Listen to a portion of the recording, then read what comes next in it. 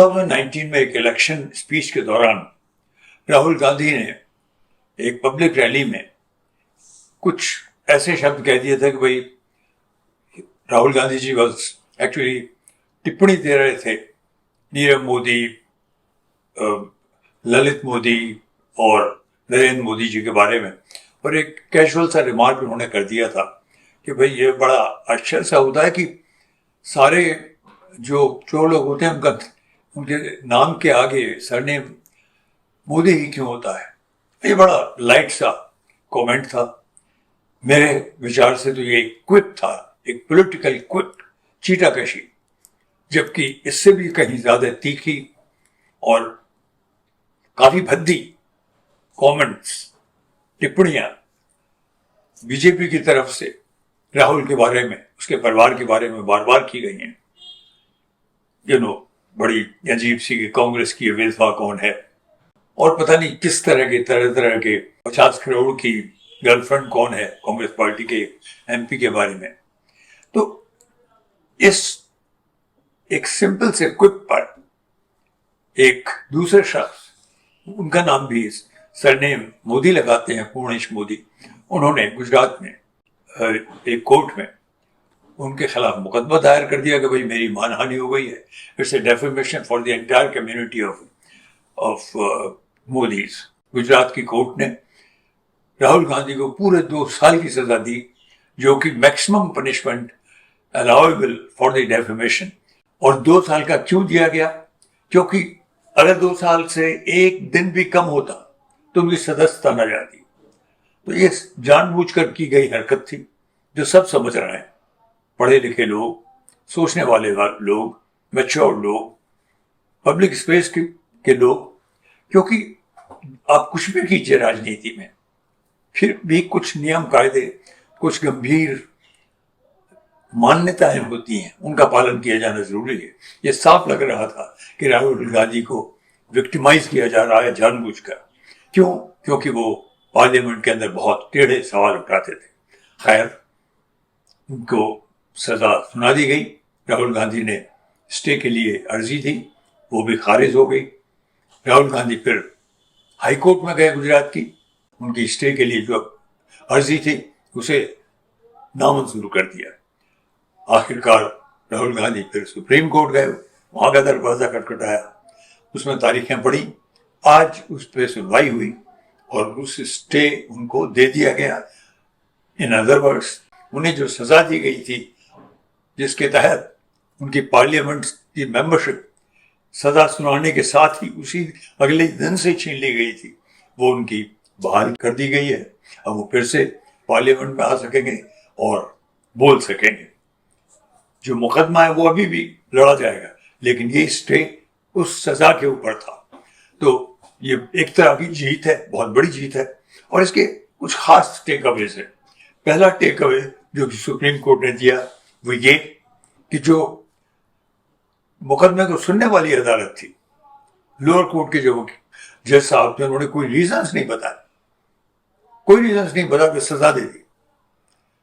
पूछा भी गया तो रीजंस नहीं बताए। फिर गुजरात की जो हाई कोर्ट है, उसने इतना लंबा जजमेंट दिया, पर उसने भी खुलकर स्पष्ट तौर पर ये रीजंस नहीं दिए कि भाई मैक्सिमम सजा क्यों दी जा रही है।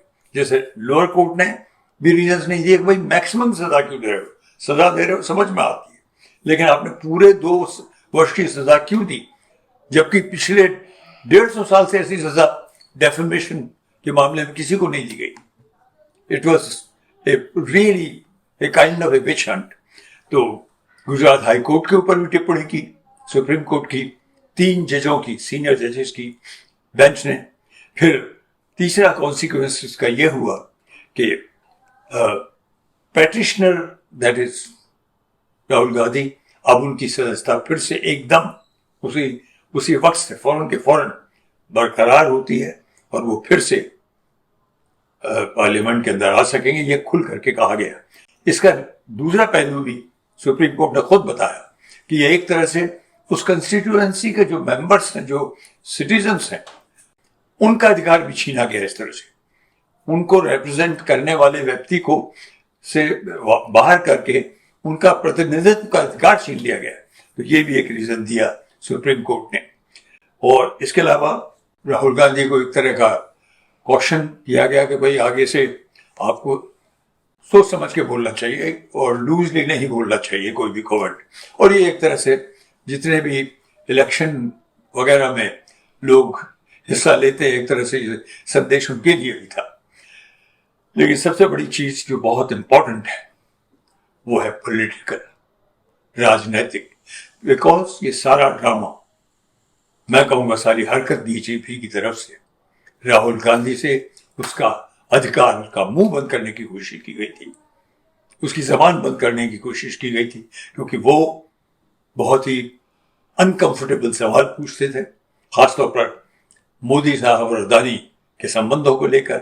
वो मामला अभी तक उसको एक्सप्लेन नहीं किया गया है, वो वहीं अटका हुआ है। 20,000 करोड़ की जो बात है वो ये कहाँ से आए अदानी साहब के, तो वो अब फिर उठाई जाएगी। और बहुत सारे विषय हैं जो बहुत पुख्तगी के साथ राहुल गांधी उठाते थे, अब बाहर उठाने लगे थे, अब फिर से पार्लियामेंट में उठा सकेंगे।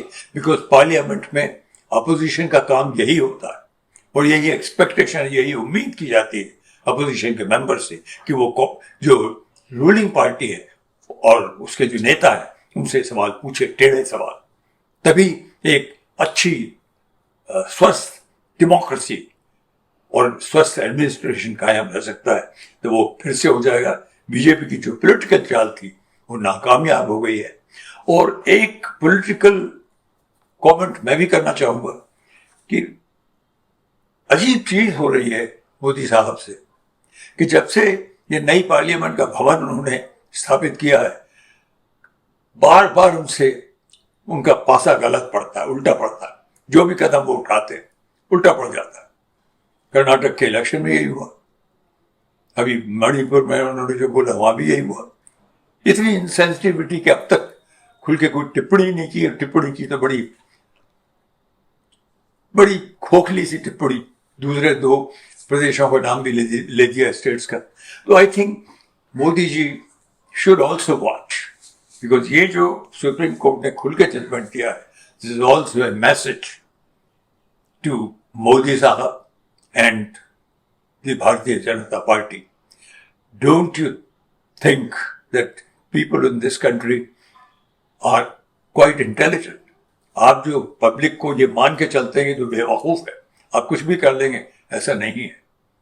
पब्लिक जाग रही है और बड़ा महंगा पड़ सकता है आपका ये अभियान जो है अपोजिशन को किसी न किसी तरह से बेदखल करने का। So I think this is the biggest message which I think BJP must clearly see. It's a kind of a discrediting of the political maneuverings that they do. Public समझ रही है और न्यायालय तो समझता ही है। It's a day, a happy day for the citizenry at large in India. I feel very happy because I feel that in a way we are once again marching confidently on the path of democracy, and I must sincerely, बहुत ईमानदारी से, बहुत दिल से मैं supreme court को धन्यवाद कहना चाहूंगा। It's a day to rejoice. Thank you.